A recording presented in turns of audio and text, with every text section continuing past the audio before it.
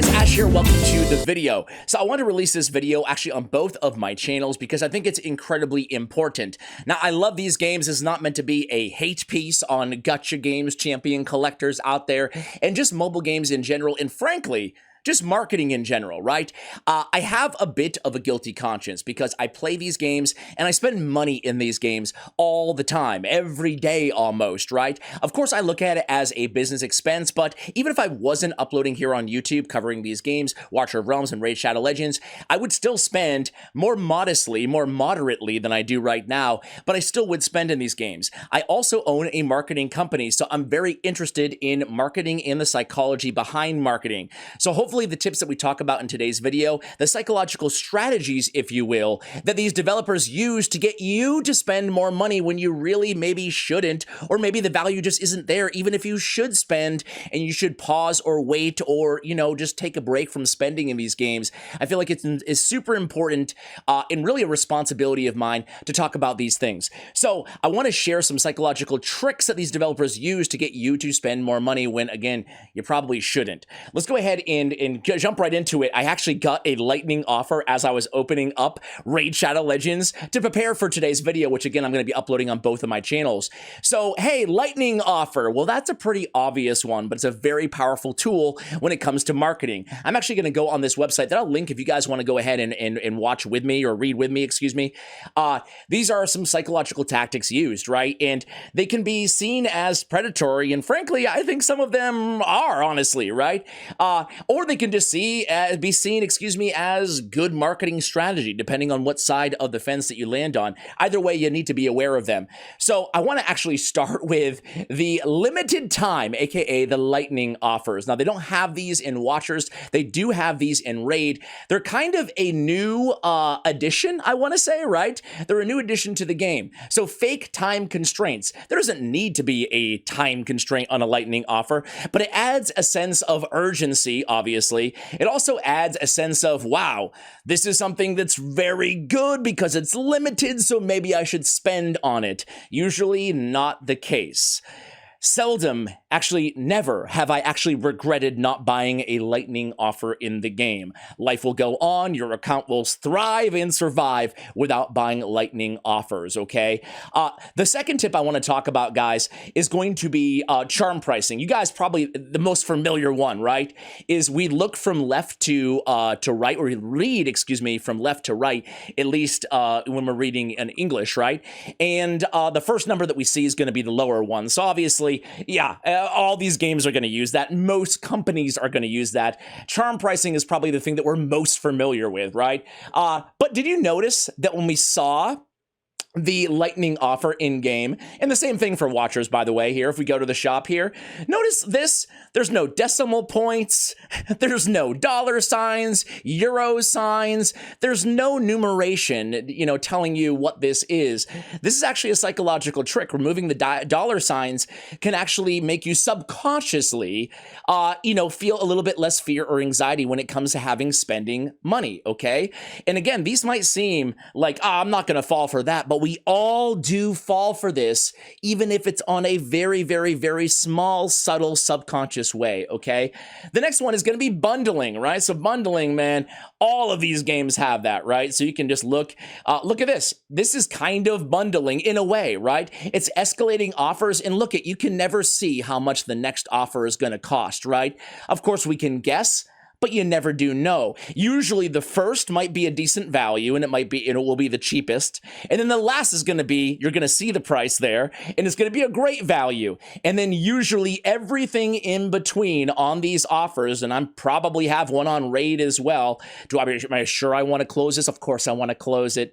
They're really playing right. Oh, look, it popped up, right? Man, right on cue. Look at that. Again, I can't see the price.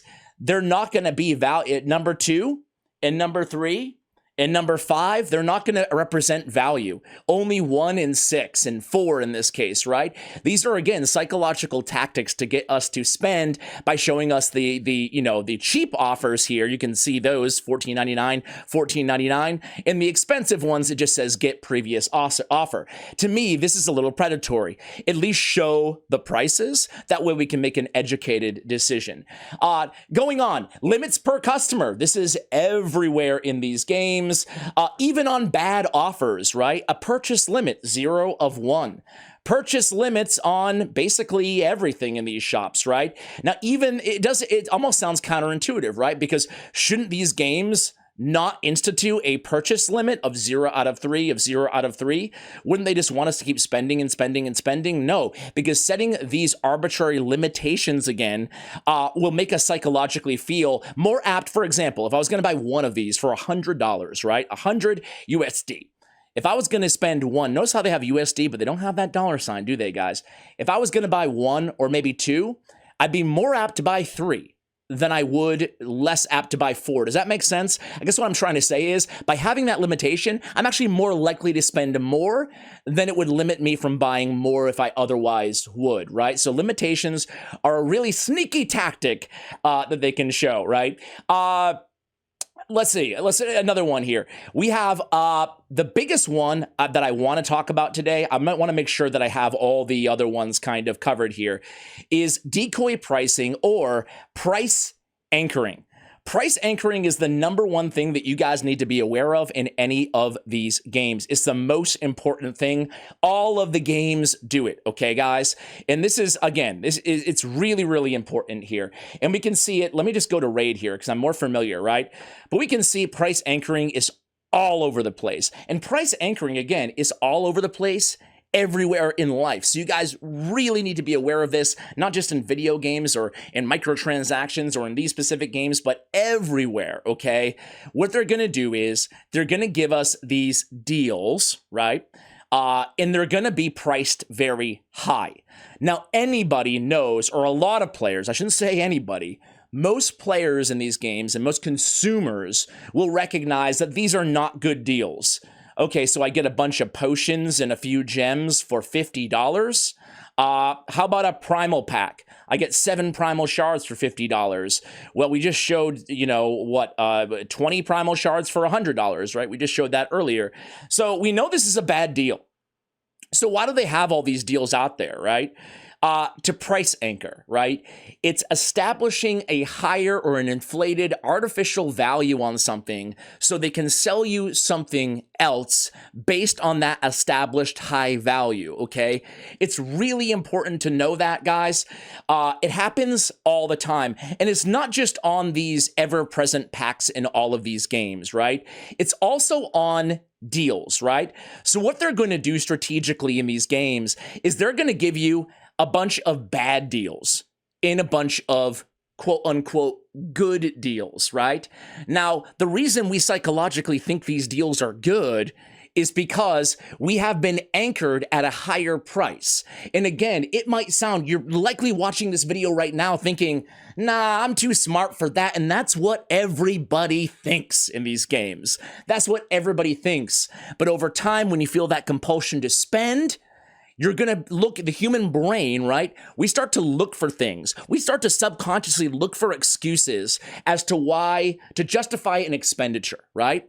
So it's really important to recognize that price anchoring happens all over the place, and it's the biggest number one monetary strategy inside these games. So it's the biggest thing that you guys need to be aware of, okay? So how do we combat all this, okay? And this is the big takeaway from this video that I want you guys all to remember. So important, right? Try the 30-day rule. Now, all of these can be amended a little bit to fit the games that we're talking about, right?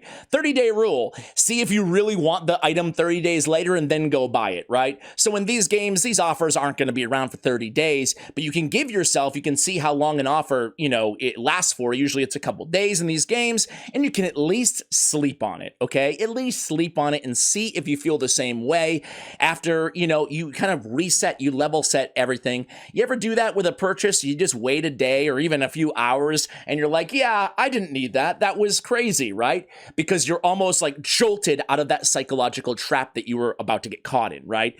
Consider the personal value of an item. Now, in these games, we can even consider the value of an item on our account, right? Just sit there and ask yourself, do I need this? Is this going to really help me out a ton in this game? Or can I get it somewhere else cheaper? Maybe without even having to spend at all, just by farming, for example, in the game. Figure out a number of uses of an item. Again, that kind of goes down to the value that something's going to give you in the long term, even in these games, right? And then stick to a weekly budget. And this is the most important, right? Whether you're not spending any money in any of these games, or whether you're spending, a few dollars here or there, or if you're a bigger spender, just set a budget. I can't express how important this is, guys, because things can get out of control really quickly. You can snowball and not even realize how much you're spending in these games. You ought to realize how much you're spending, because when you're spending and not recognizing how much you're spending on a mid or long-term basis, so every day, week, or month, if you're not even going back and looking, they're winning, because that's what their goal is. Their goal is to have you spending a little bit or a lot of it every day and never really taking the time or having a mental avoidance to actually tallying up how much you're spending, because oftentimes when you see how much you're spending in these games, it can be staggering, it can be off-putting, and you will modify your behavior. So stick to a budget, and that will force you to actually track what you're spending. So guys, I hope you found this video helpful. Thank you so much for watching until the end. Obviously, I care about you guys. Whether you spend or you don't spend, go ahead and do so. Just make it educated and be aware of these things. That way you're not caught off guard and end up spending money that you really shouldn't be spending, that you can't afford to, or if you just want to, you could spend it on other stuff, right? Other things in life matter, right? So much love, and as always, take care, guys.